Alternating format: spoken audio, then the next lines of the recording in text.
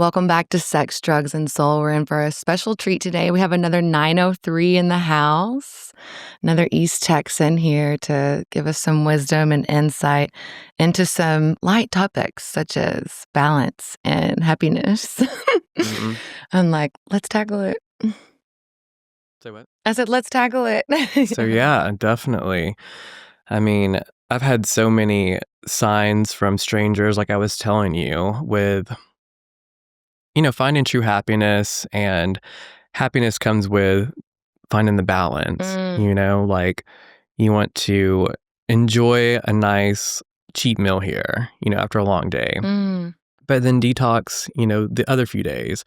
Drink here, don't drink there, and go balls to wall party, and then go home and relax. Just finding the balance and, spending here and then saving there. It's just truly finding that good middle ground. First off, I totally forgot to say your name. I was like, fuck.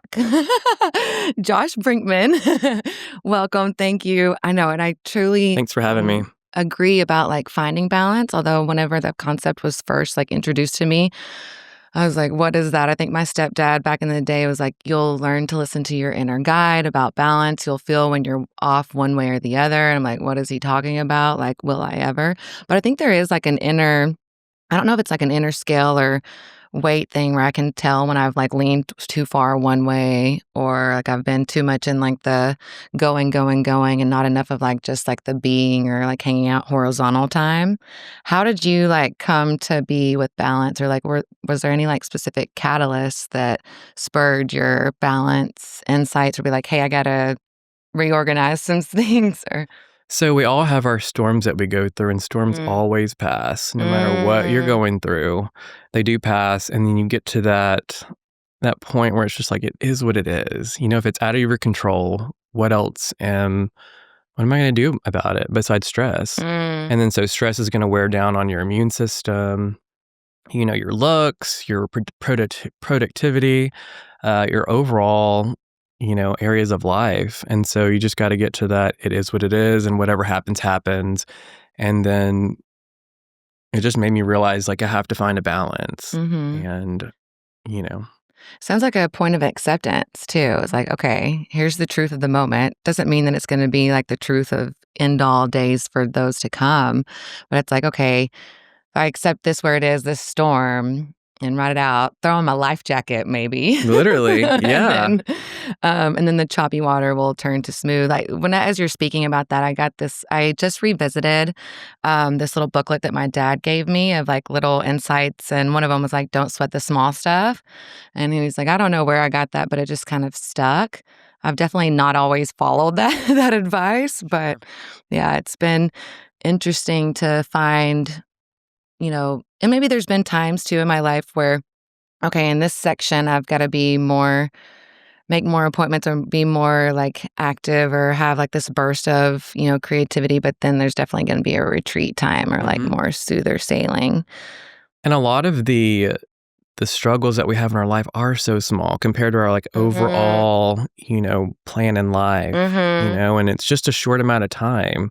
And just recognizing that and, checking yourself mentally and saying like, I am going to get through this, and, brighter days are ahead. And you just always have to have a more optimistic mindset. And it kind of goes with like studies that you can look up with like plants or like water. You're talking negatively to a plant, it's going to like wilt. If you talk positive to a plant, it's going to thrive and flourish.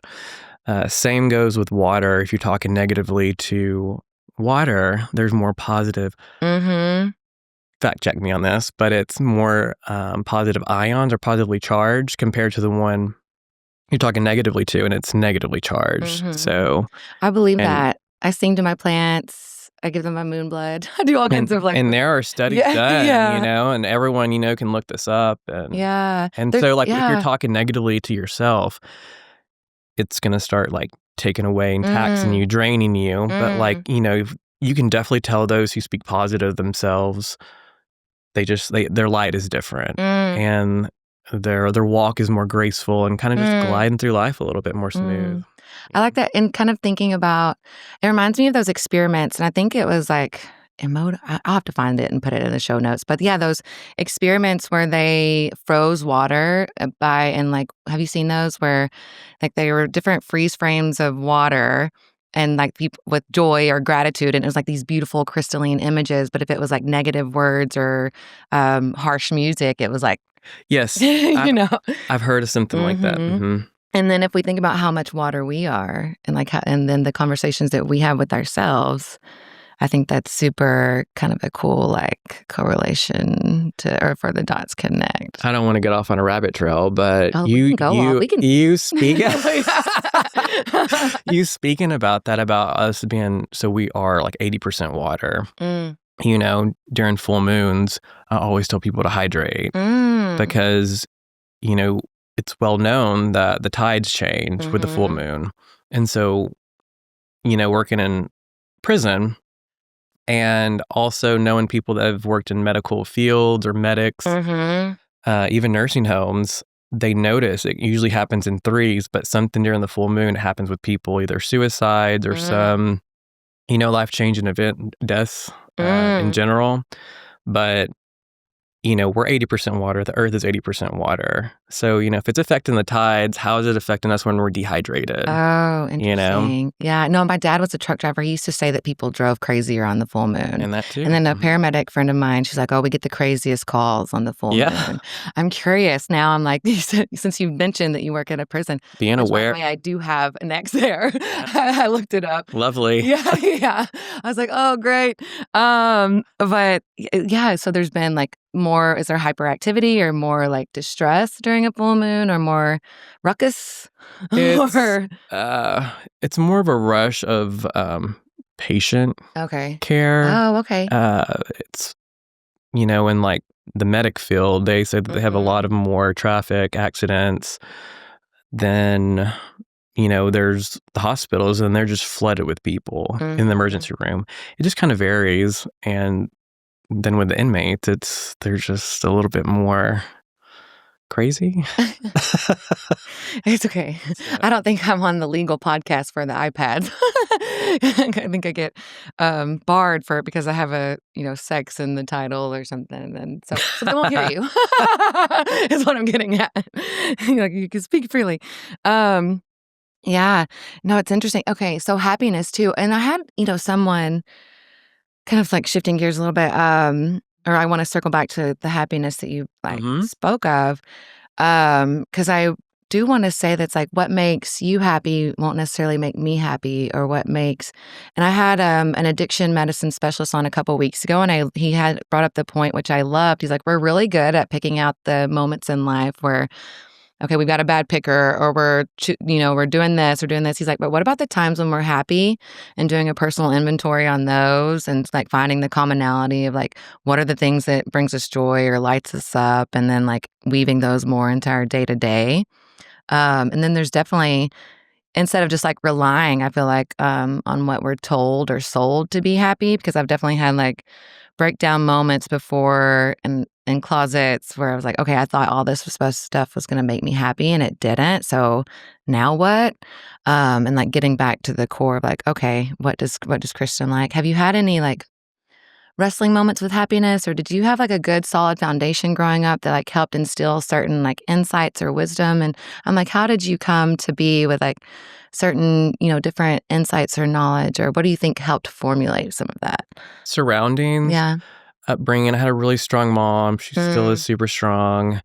And she had just instilled a lot of value in me without, pushing it down my throat. But, also life experiences on my own. We are all on our own individual journeys, and we have our own experiences. And it's just a matter of turning those negatives into a positive. Like, when I was in a negative situation, or I was dealing with some, troublesome time, whether personal through figuring out my purpose in life or through an ex, I always told myself to get out of the rut that I am going through this to help someone else get through it better and easier. And that has held true every single time. And There was one guy specifically, and he was like my little mini-me. And we worked together at a tea shop, and he was just coming out, and he was having a problem with a straight guy. And I was like, all right, shed your tears, feel the emotions, process it, and move on. And I was like, because life is too short, and there are plenty of people out there. And remember, you're a little baddie. So let's get with it. When in doubt, remember your baddie. Until this day, he's like, I'm so thankful for you. He's like, I really just, I know who I am. And he's like, I'm that bit. Yeah. Yeah. So instead of clinging to like that, moment of strife, it's like a good way it's to just going to wear you check her. down. Mm-hmm. Yeah. I definitely have like had a foundation or the insight as far as even if I can't see it in that moment, or I'm being challenged, or it's strife, or it's grief, or whatever it is, it's like, okay, I know that at some point I'll be able to say, okay, this is how this worked for me, or I'll assign that meaning, or I'll find like the silver lining of the cloud. And I love what you two said about like being able to help like walk someone through a scenario, like through a path that you've walked, help like take off some of the load of their shoulders. Was that modeled for you through other people, like doing something similar? Like as far as I know, like my mom had a real giving heart, or she would do certain things, or share different insights or stories that may like help show a way. So I didn't know if that was like part of your journey or not.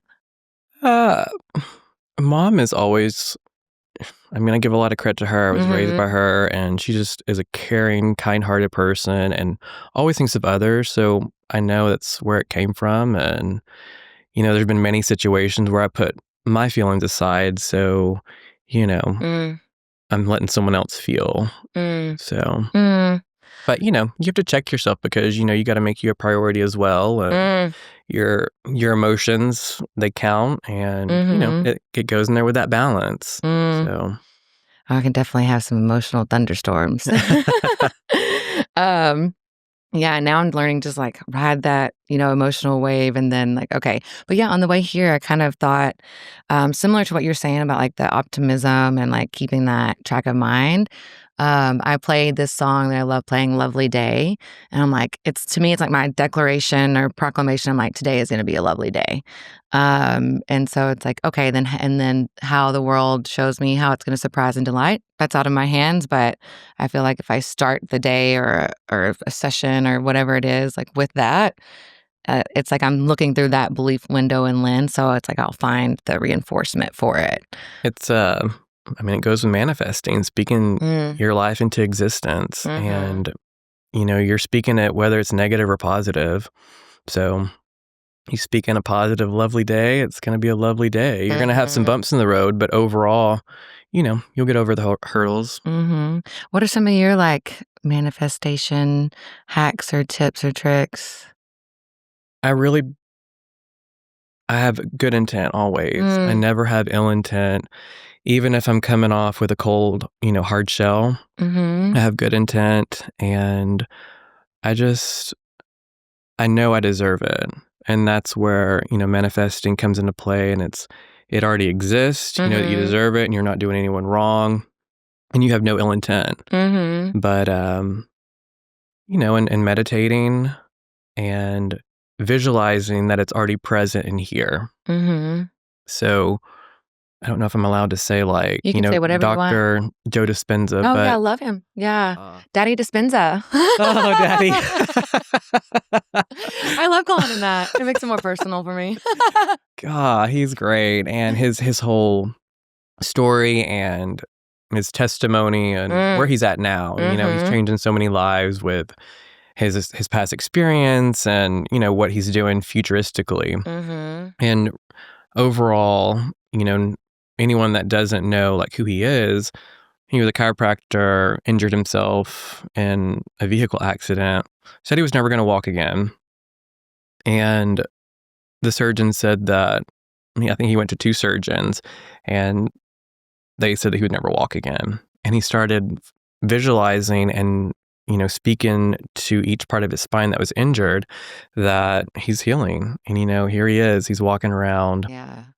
And I've actually put that into practice with, I never say I'm sick, I say I'm healing. And because sick is a negative word in your mind, so you're already telling yourself you're sick.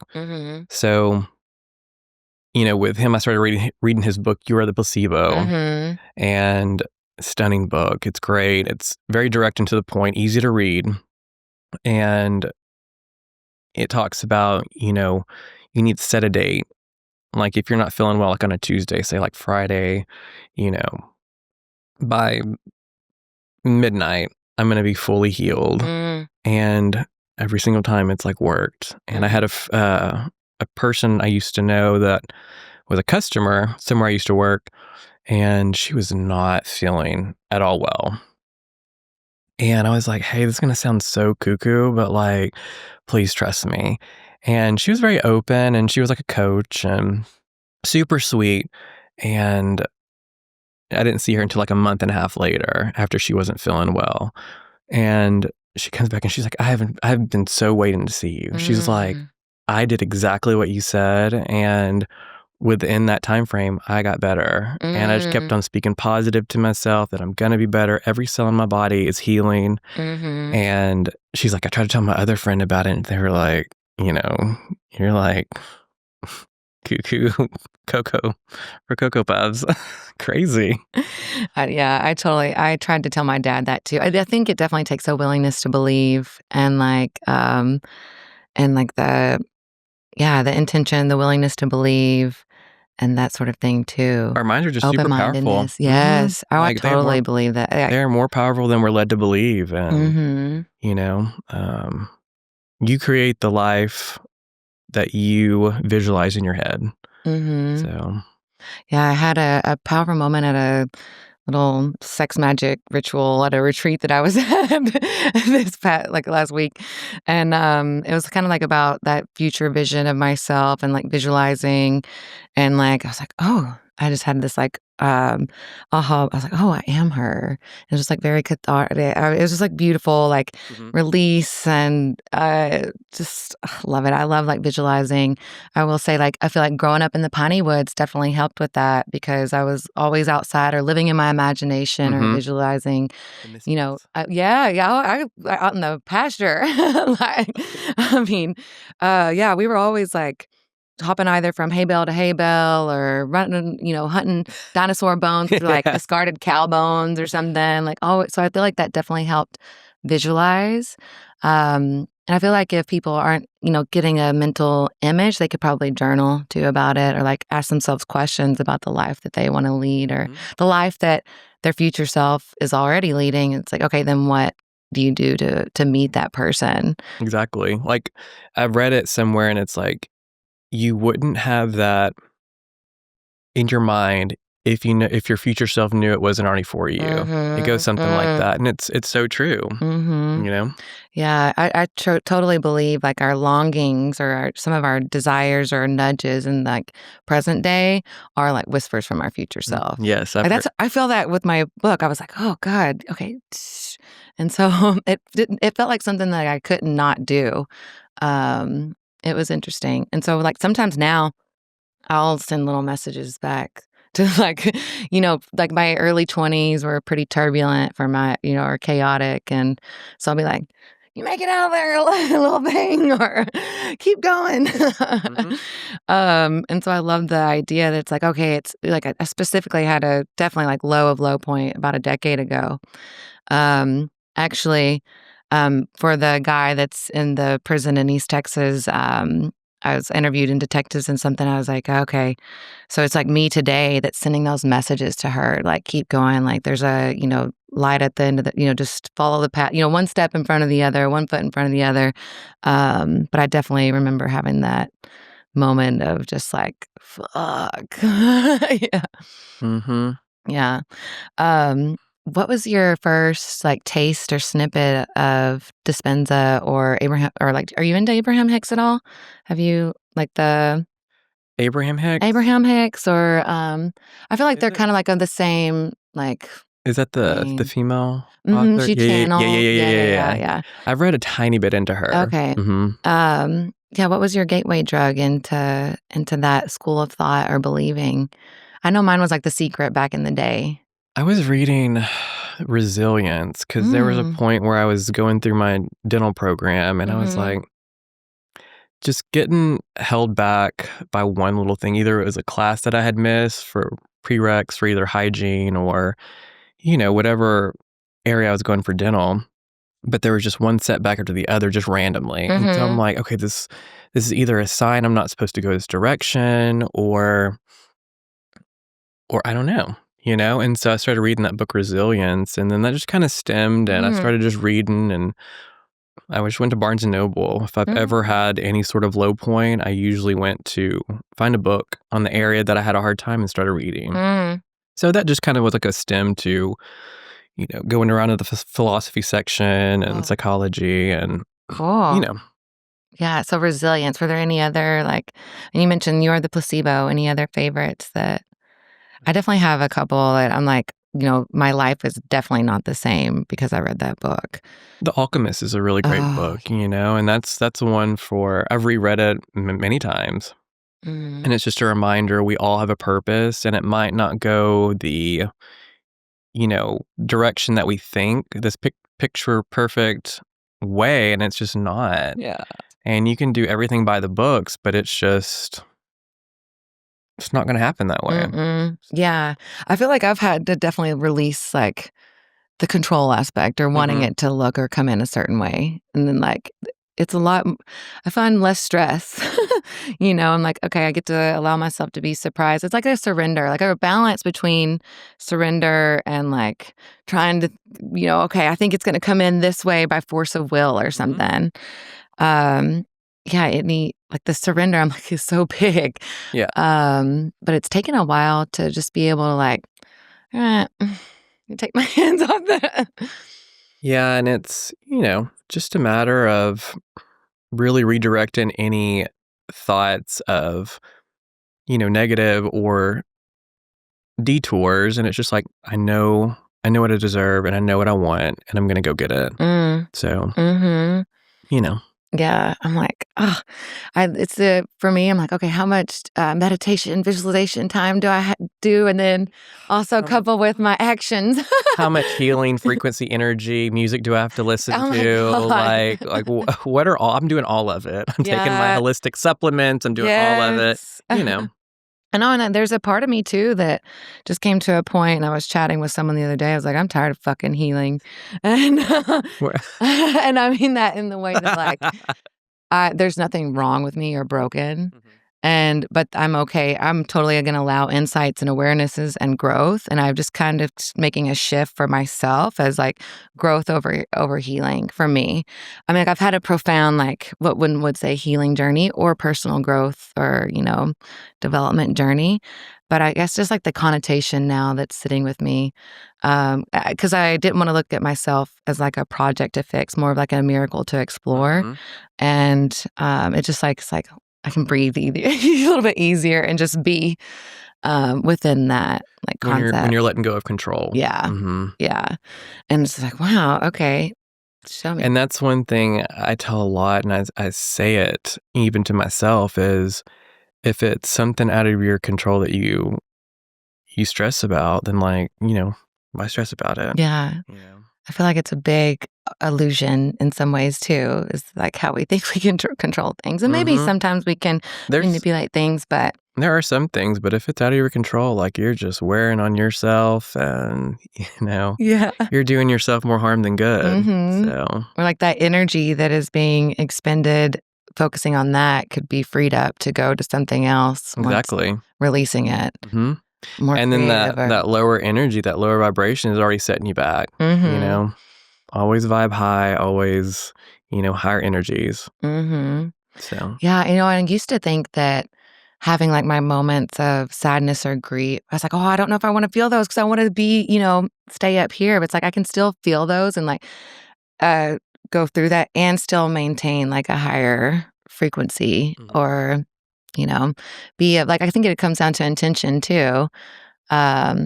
like moving from love or moving from joy or appreciation or gratitude versus like something of a lower frequency. Mm-hmm. Yeah. Fully agree. Yeah. Okay. I'm like, where should we go now? Well, we were talking about, growth, and Yeah. I was talking to one of the dentists I work with, and she's wanting to, get in the podcast and more of a dental angle. And we were talking about how, some people grow and evolve, and then some just stay stagnant and they stay the same. She was talking about her late husband, and, he was staying exactly the same. And she was, growing outside the box of the norm and breaking free from societal norms, which is, huge, and especially for growth and experiencing cultures differently and all of that. But she was just saying, I was growing, and he was just falling away, and that caused, strife. And, he ended up passing away, but she's, she's just growing, and she's able to see things just differently now. Yeah. Do you think that if he hadn't have passed away, would it have died would their relationship have died in a different way? Like if one person in a relationship is growing and evolving and then the other person is staying stagnant or not, do you come like to a crossroads? Like I felt that in like at least one relationship. That's how it was come across. Yeah. Yeah, I was curious. And it happens with friends, not even just intimate, relationship partners, but, I've been saying that thought I'd have friends for, all my life. And then all of a sudden it's just like a light switches, and we go our different directions. And some of it is, we just grow apart, like we were talking about earlier. And then some of it, there was some tension and we just went our ways. But, no one's ours. We selfishly think that. That's a good point. We selfishly think that, these people will never do us wrong, or they're never going to, go away. But that goes along with unhealthy attachments. And detachment was just something I learned greatly with a guy that I had interest in with prior. And I'm like, no, this is like not a healthy attachment. I have to separate that. And, if people can get a grasp on that like no one is ours, not a thing is ours, we can lose anything any minute, that's another huge growth. And it gets rid of that expectation too that will disappoint us. That's a good point. It's like each person is their own individual, like sovereign being, and so they could at any point make another decision and like veer away, like the detachment. I've definitely had some of my biggest stripes have been with attachment, or for me, physical attachment as it pertains like when someone dies. Like that longing to like hold or touch or, a loved one that passes on has probably like been like one of the harder attachments for me. Yeah, I would definitely say that. I mean, like, even though I believe that my relationship with my biological dad has grown in tremendous ways beyond his death, it's still like I still have those moments where like, God, I want a hug. Like, God, or I long for that like physical comfort. Sure. So that's definitely been like probably one of the more challenging detachment pieces. Ever in those moments, do you ever, you're thinking that you're like, God, I want in this moment this, but do you ever get just like this rush of a feeling, or do you get like a wind blow against you, or you get like a sign and it's just like, oh, that may not be what I want physically, but like there it is, it just hit me, and there's even a small comfort, I definitely get signs, and like I talk. We have a specific sign that now I'm like, okay, every time I hear this band, I know you're with me. And so I'll hear it at weird times. I'll be like walking through Target. I'm like, why is Creedence Clearwater playing in Target right now?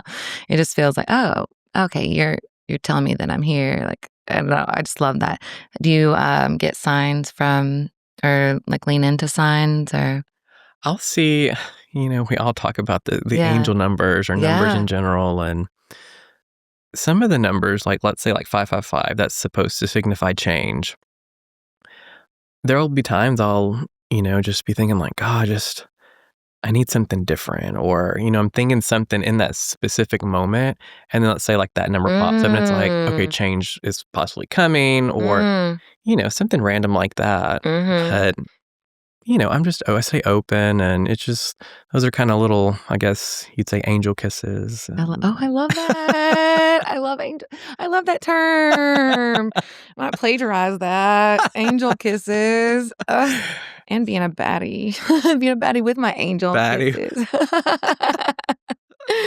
No, I do. I feel like those, we say like winks from the universe, but I love angel kisses. They can kiss me. That's why I like recording here too. Every time I put in the address, it's like 5555. I almost texted you. Whenever I found this studio, I was like, okay, that's a sign that that's the one. I'm like, totally.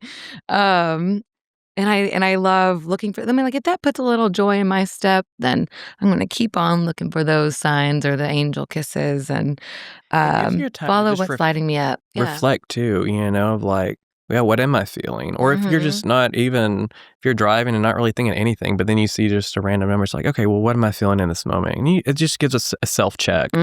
So yeah, sometimes I'm like, what are you trying to tell me? we all need to check ourselves, Yeah. So I'm like, what are you trying to tell me? Give me signs about. I look down and I'm like looking at some of the questions that I have crafted or seeing what we've gone over or not. And if there's anything that's calling to you, to just feel free to, I like this question. And because I kind of feel like it might be a combo about happiness. It says, is happiness, or do you think happiness is a feeling, a choice, a practice, or a sweet little combination of all three of those? I think it's all of it. Yeah. You no matter what your circumstance, choose the optimistic route because you'll go farther. And it's hard. I mean, like, I've told it to myself, I've told it to, others in my surrounding, but practicing it and, using it, it'll get you far. Yeah. And I think over time it becomes like a little bit easier to do. It's like getting those new neural pathways formed or something. Like at first you'll want to knee-jerkingly react or deviate to one, but you just got to put in the reps of the other. And then finally, I think one day it'll just be like a natural groove that you fall into. And quit comparing, yourself to other people's lives. That is a happiness killer. And so many people do that, and everyone just has their own unique life and their purpose here. And people need to recognize that. And I had read something somewhere else, and it was saying there's one thing that won't be done if you weren't here. That's whether feeding your dog, it gives me chills talking about. But it's like feeding your dog, or, there's something that needs to be done by you. So, if you ever feel like giving up, it's truly not over. So something needs you.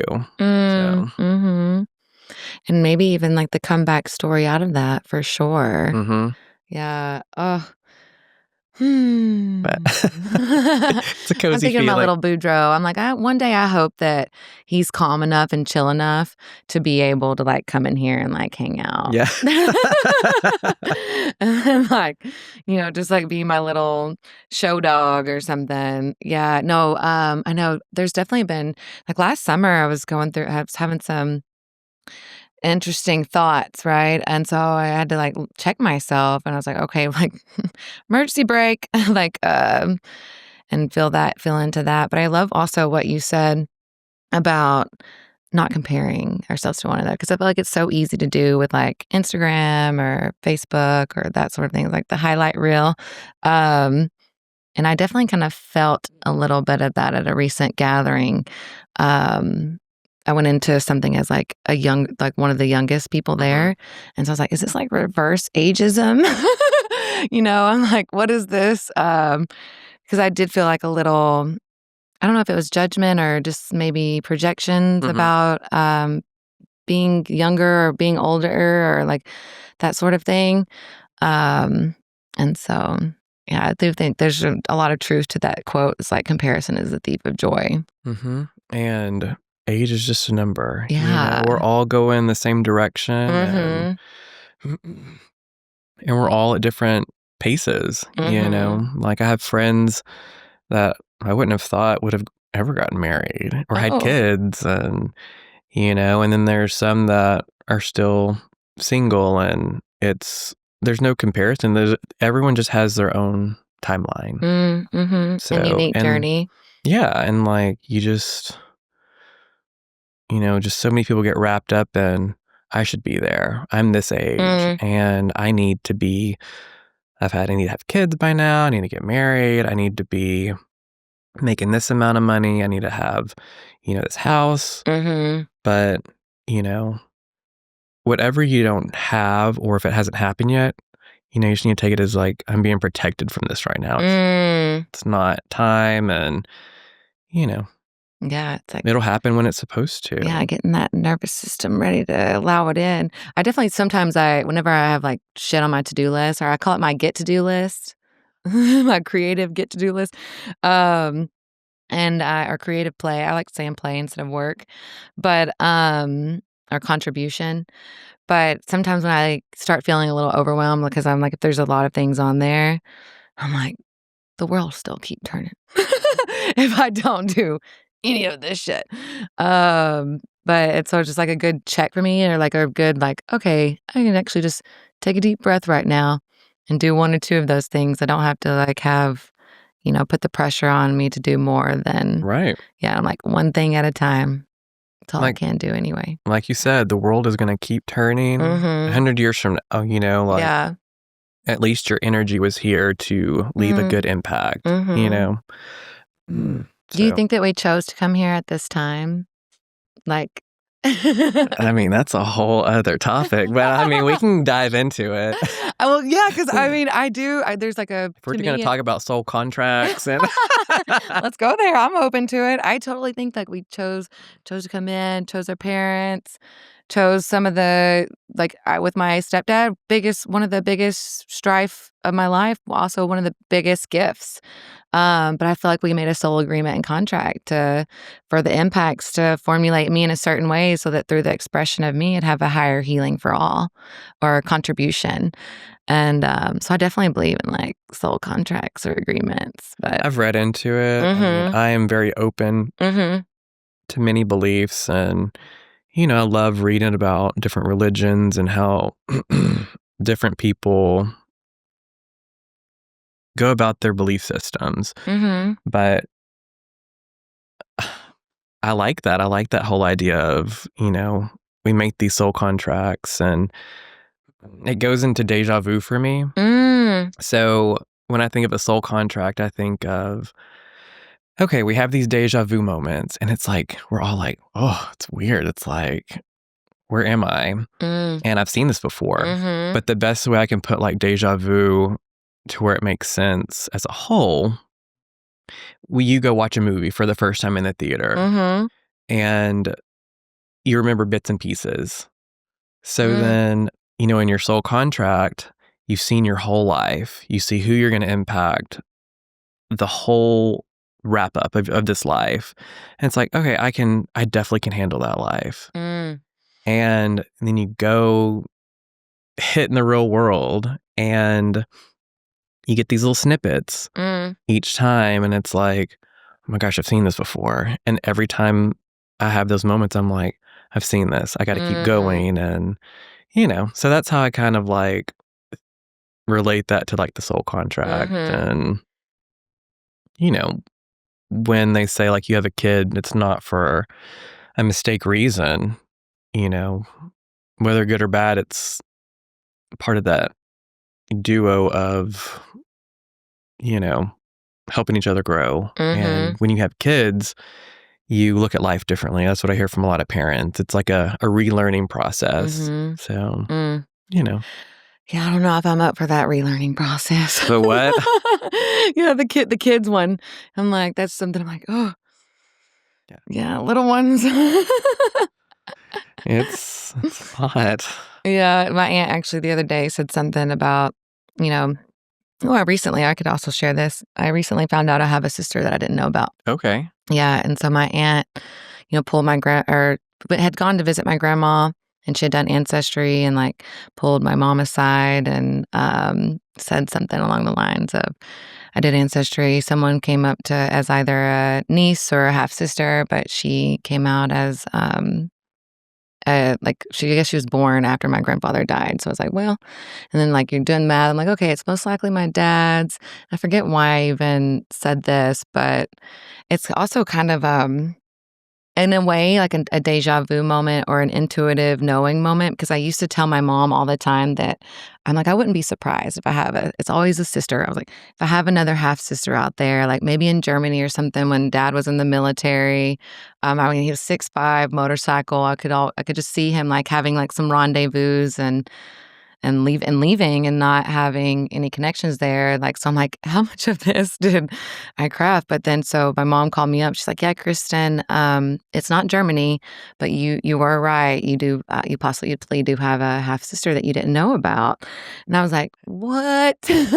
And so I ended up doing Ancestry even though I was like, "Do I want them to have my DNA?"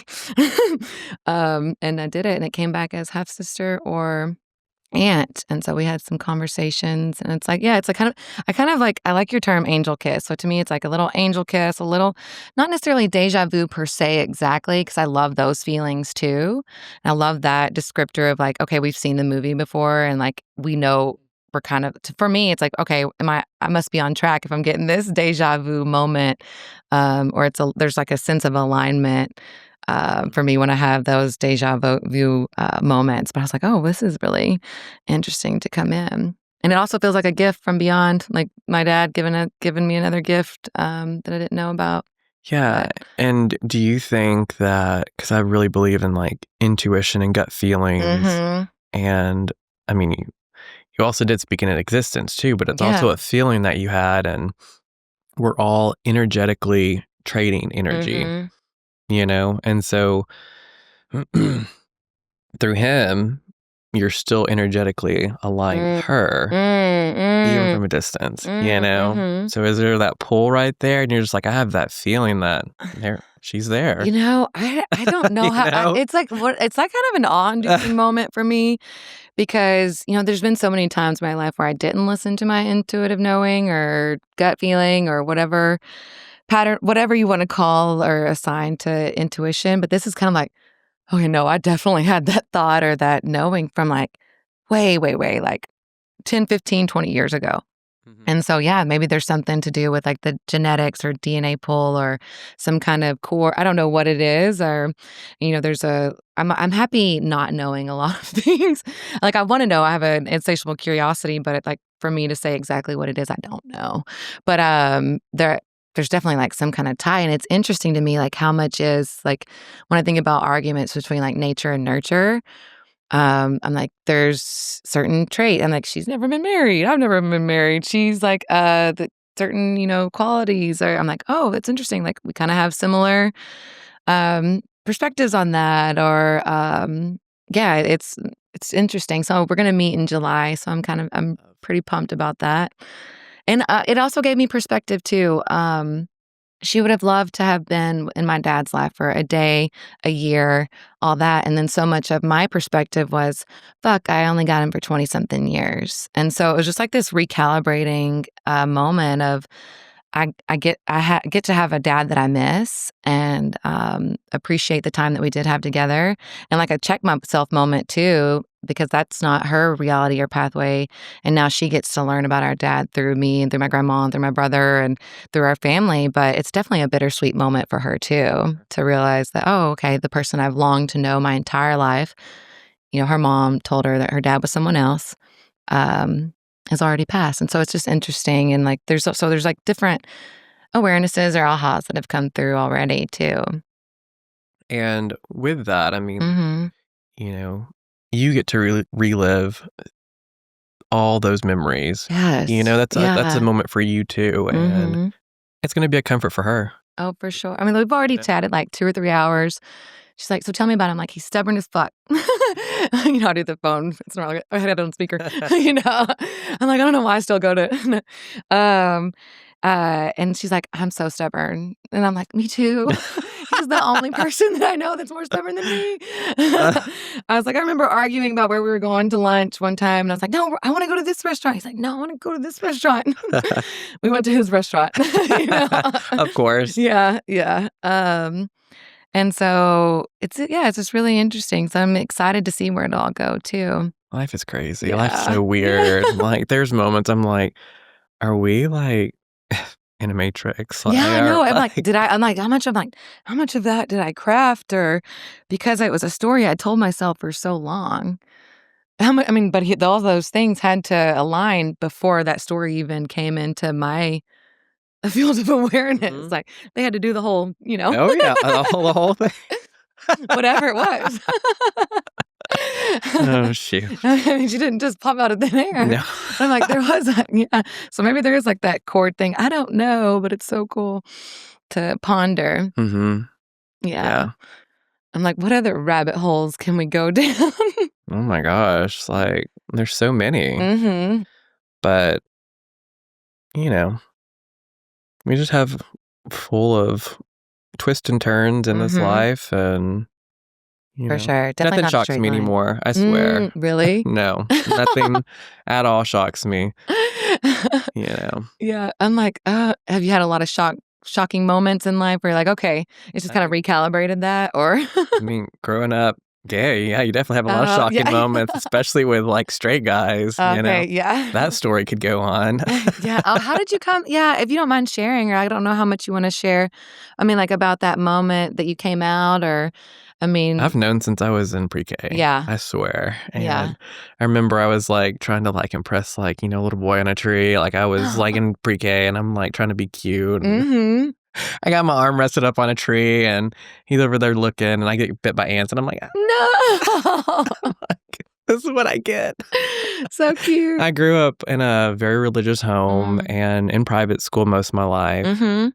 And I think religion was the most taxing time mentally for me because, you're just getting pounded with like, you're going here in the afterlife and you're going to suffer and, you just have this full demise to look forward to. But it's like, nothing that you can change. It's just like talking to someone that has a straight mindset. It'd be like trying to like convert them, like that's truly, they like their opposite sex. It's like, you're not into that. You're not into your same sex, and it's just like someone that's, like me, just interested in guys. I have no interest in women whatsoever. And, just, I look at people as we're all human and we're an energy. And you can definitely tell when someone, you can just be within feet of them and the energy's off. They're going to be bad energy or they're going to be good energy. But overall, it was a whole era of just dealing with like quote unquote straight guys. And, dated here, dated there, been married, divorced, and, Married just once, or just once. Okay, I was curious. And then well, it's like your soul signed up for a big adventure to plop you down in like in conservative Bible Belt area. Sure. So it's like you had the big britches on, right? Yeah. So like, was it challenge? At what point did you come out to your family or people? So later on in life, I was working at BCBG Max Azria, and this was in like 2012, I'd say. And I developed a really strong girl group, and I had, one other friend from high school, and she's been a strong, solid friend for me. And I've had just a lot of strong female friends. And it was then, I think I said I was like bi during that time, and I knew, well, there's no way. And, but I really give a lot of credit to having strong friends and, they're female friends, and they were just really strong, and I had a strong mom growing up, and I've just had a lot of strong females, and so, it was just from then on, I just went with it, and I haven't had it as hard as most people had, but it was more relationship hardships that I had, and, you know, get led on here or, you know, lying, cheating. It's just I'm not talking about anyone specific, it's just universally, that's kinda like what I dealt with, and, but I don't stay in the negative long, and I just keep pushing forward, and anything that has been like a hardship for me has fueled me to do better. So For sure. I always make sure I go above and beyond, like whether it was with an ex that did me wrong, or, I had some troubles with certain individuals in school, and I'm like, I'm in the right. I'm like, I'm going to keep on pushing forward, and you're going to see me doing better. Yeah. So Sounds like you like stay true to yourself too. What was I going to say? Oh, you saying that you have a good like female base of friendships. I love like my gay guy friends because I feel like I get like a little bit of that, that masculine energy, and like they don't want to sleep with me or fuck me, like they don't. So it's like it's just a beautiful relationship where I can just breathe and like express whatever.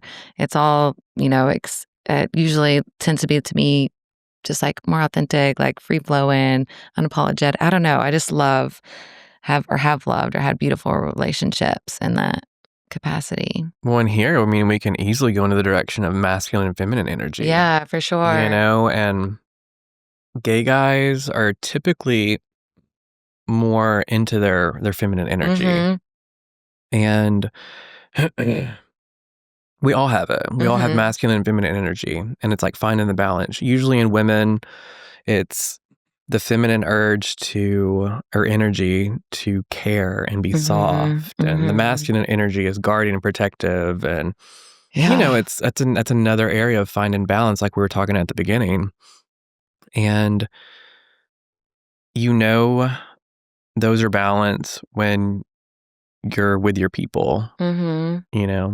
Yeah. So whether that be like a significant partner, a close friend, or family member, it's balanced. Like a sense of ease.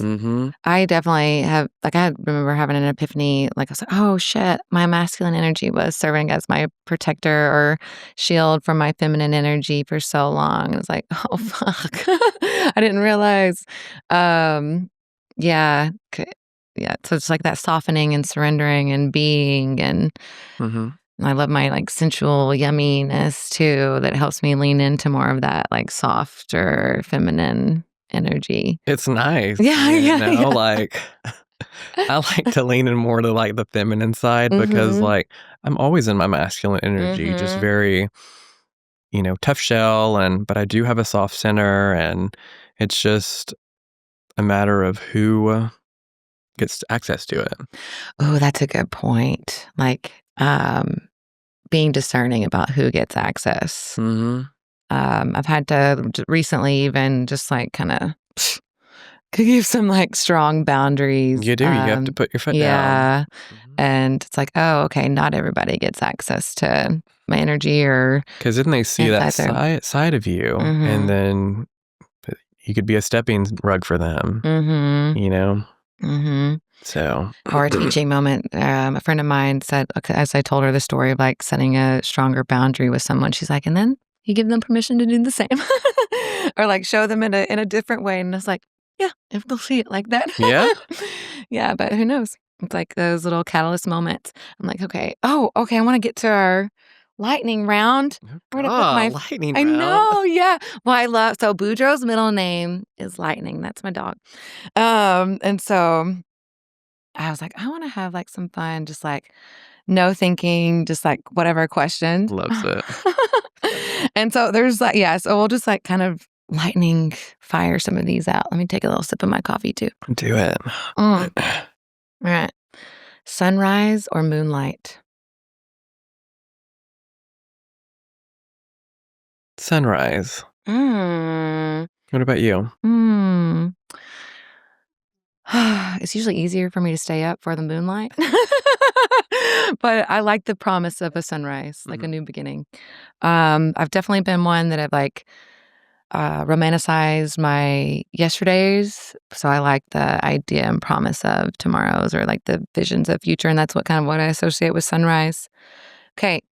More pleasure or more peace? Oh, doesn't pleasure come with peace? Yeah. Yes. They can be ands. Yeah.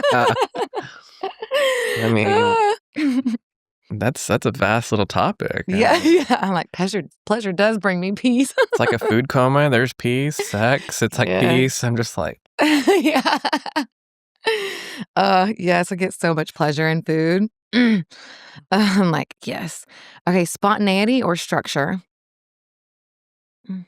oh my gosh, this is so tough. I know. You said I wasn't supposed to be thinking. I'm thinking a lot.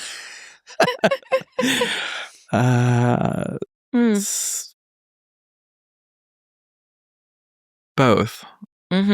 Both. I think that goes back to balance too. It does. Like having both. Yeah. I'm a Gemini, so like I think of both. I'm for both. Yeah. You know? I'm like, what's your big three?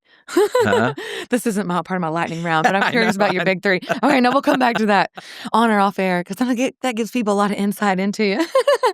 I have a Gemini rising though, so I'm like, oh, Gemini. Okay, what's one thing that instantly brings you back to center? One thing that instantly brings me back to center.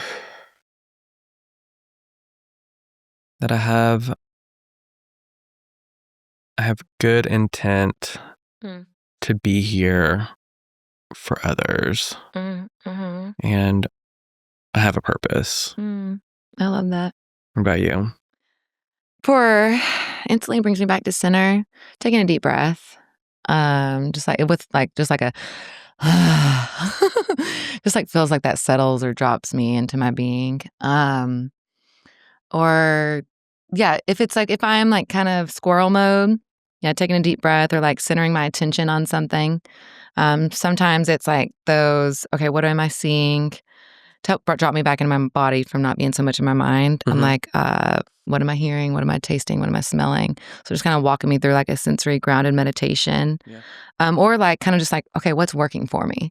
I'm so hyper focused on this one thing. What's going on that's working, or like what can I celebrate? Stuff like that.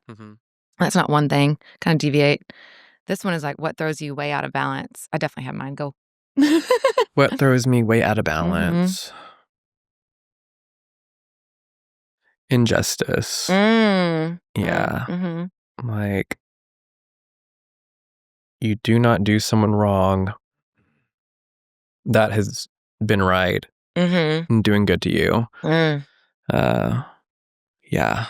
I've had a few of those moments, whether in school or work, and it doesn't settle well with me, you know, but the truth always surfaces. It does. And karma always comes full force. And you don't want to wish bad on anyone, but karma happens. Yeah. So I wear a bunny shirt that says karma doesn't miss. I swear when I wear that shirt, I get treated better.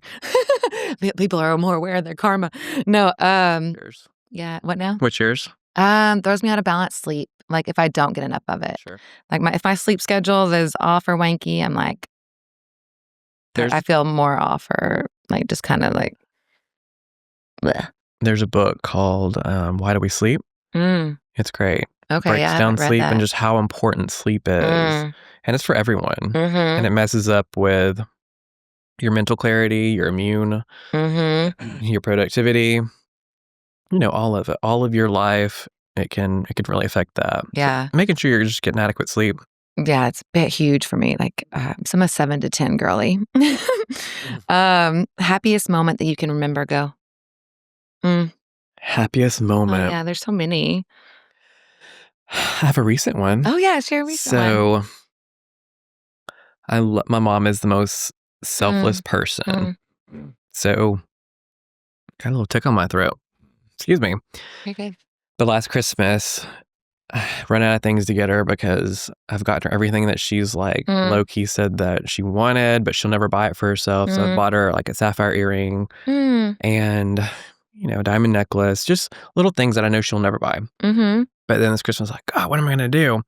And so she was showing me this picture of her as a little girl, and it's like in the 1950s. And my mom grew up really poor, and her dad did everything to support 5 kids. And so, them having Christmas was a big deal. And there was a little teddy bear that she was holding one of her pictures, and she was so excited. She's a little girl. She's like a toddler. And had like a big satin bow on it. So I was like, okay, let me try to find that. And so I found a similar bear. I went and got the satin bow, and I did it up, and that was a happy moment for me, like seeing that, and she was just ecstatic. That's like for her and her like little inner girl or inner child. That's so sweet and thoughtful. So yeah, gift giver. What about you? Happiest moment I can remember. I mean, I do think it's a practice and a ritual, and so I tend to like find those little moments too, like freaking walking. I mean, just earlier today, walking Boudreaux to take the trash out. I'm just like looking at him, or I'll throw something for him, and I'll be like, "How did I ever have a life without you, buddy?" And it's simple moments like that too. Yeah. I mean, like there's so many definitions of happiness, Yeah, I mean, like for real, like the energy shift and just having him in my place has been. I'm like, wow, I didn't realize that I needed some life in this place. Yeah, this one is okay. Let's see. I already answered that one. This is like, what's your joy jam? Song, snack, or soul ritual? Song, snack, or soul ritual. Yeah, your joy jam. I really love music, and if I need like an extra energy boost, it's music. Any go-to song? Griffin. Okay, I don't know if I know that one. That's the artist. Okay. And all of his music is, you know who Kaigo is. So on that same kind of page, and really uplifting and upbeat, and it's usually like house cleaning music or just like go-getter music, and you're gonna have like the best day ever. Cool. Now we can listen to some Griffin after this. We were gonna have a dance party to start, but copyright.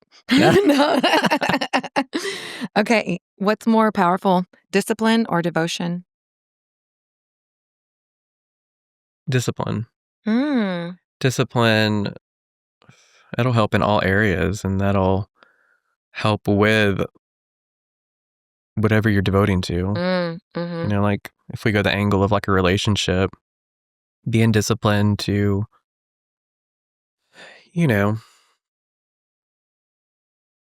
know that you're respecting this person because you're devoting yourself to that person. And there's disciplines of just like not cheating, or it could be easily as like not leaving underwear on the floor. It's because you're devoting yourself to that person or whatever.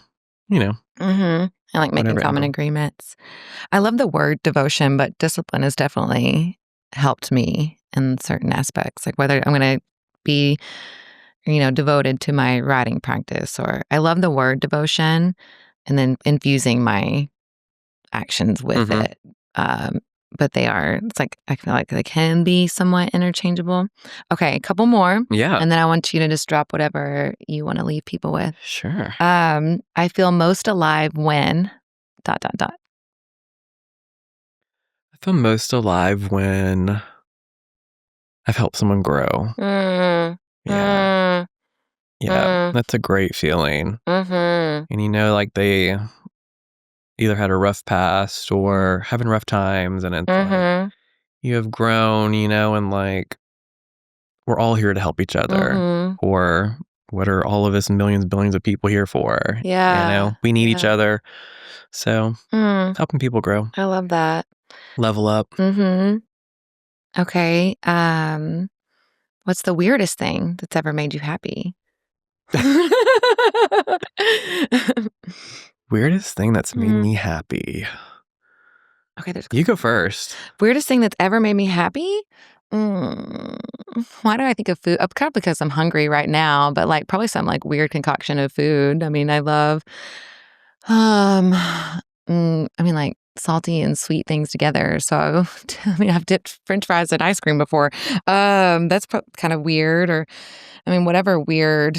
I feel like I'm kind of weird, so We are a little weird. yeah. I'm like any of the woo-woo spiritual, or what is considered woo-woo. I don't find it to be woo-woo. And so, but that can be considered weird in some context. Weirdest thing, I love like sacred sexuality and those kind of like, sex magic rituals or those kind of shamanic type of practices. Mm-hmm. So those can seem weird, but they're not weird to me. Yeah. I would say what I was talking about not long ago of using negative situations to help me level up. It's my fuel. Mm-hmm. So it's like I guess a guilty pleasure. Like, let's say like in my dental program I was in, the main professor and I had it out for each other. Ugh. Can't stand her. And she just made it so difficult on so many students. She just had like this pedestal. She's up on a pedestal. We had an out in clinic once and almost got kicked out of the program. And it was like my choice of whether or not to, stay or exit. I use that as fuel. And I'm like, I was the president of the class. And so I'm like, no, you're going to watch me walk across that stage. And so, sure. Oh, hell yeah. So that was like a weird little, pleasure. Oh, if someone tells me that I can't do something, I definitely love using that as fuel. But I love that like reframe. It's like, okay, no.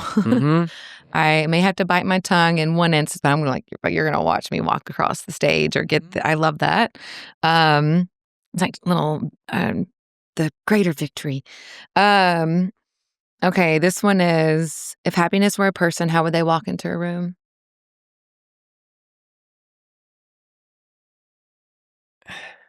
They see you for your flaws and all, or not any, and they love you and accept you as is. They're not trying to change you. I like to say, like, me in a relationship, I love like a mom, and like I was raised by a mom, so I know how to love like a mom. And it's like that. Your mom, like, just generally just loves you, unconditionally, and it's like that. Love that feeling. Loving someone just for who they are. Because everyone's so quick to judge these days, and Yeah. Like, lead with love. Or break you down, and like, why? What's that point? It's just showing your own insecurities when you're breaking someone else down. For sure. I always, I think about, okay, if they're judging or come like this forward with something, how harshly are they judging themselves? Or what are they going to wrangle or wrestle as they're laying down at night to sleep? Like, that's a good point. Yeah, I'm like, if happiness were a person, how would, for me, it'd be like authenticity. And like, so it just depends on like who's walking through that room. Like, if it's like, if the happiness is coming in with that person, like it could be a strut, it could be a peaceful glide in. It could be, but I like the feeling of the peace, ease, fulfillment. Kind of like what you talked about earlier about purpose and giving back. And so I love those like fulfilling things too. So like there's some kind of confidence or inner knowing, or trust, maybe an element of trust too. Definitely trust. Yeah. For me right now, I'm like, that's how my happiness walks into the room, is trusting. Because that's a hard thing to rebuild, is trust. So yeah. And for me, it's like those moments where I haven't trusted other people. I'm like, okay, could I have trusted myself in certain moments? So, and then showing up where I tell myself, like, help build some of that self-trust. Sure. Okay. What do you want to leave people or drop in before oh shit, we went over a little bit. Oh well. Oh well. We're not done. Yeah. There's more to come. Yes. We have plenty of other topics. I know. Please. This is great. This is a pleasure. And I loved having you. You have such a grounded essence and presence. You help bring my Settle my squirrel. Because I'm like, I can't feel. I'm like, my God. I feel like a ping pong ball today. But we're accepting of my ping pong today. Way to go. You got me to tear up. You do. I just feel like I feel settled. And Just I'm goes grateful back we're able to meet in person and like do this. been a And yeah, long more to time come. coming. For sure. I've been like admiring you and I'm just loving following your journey from afar. So you've had a fan. Yeah. I just hadn't. For I'm real. a fan. I've been a fan from a distance too. Yeah, So I'm like, love the love and light, and I think we both reciprocate and Yeah. have seen that. for sure. So All right. And I'll put your Instagram handle in the bio too if you people want to like connect with you. awesome. And thanks for tuning in to another episode of Sex, Drugs, and All. I mean, Soul, Sex, Drugs, and Soul, and staying to the bitter end. Apparently, I need my caffeine. Toodles. Loves it.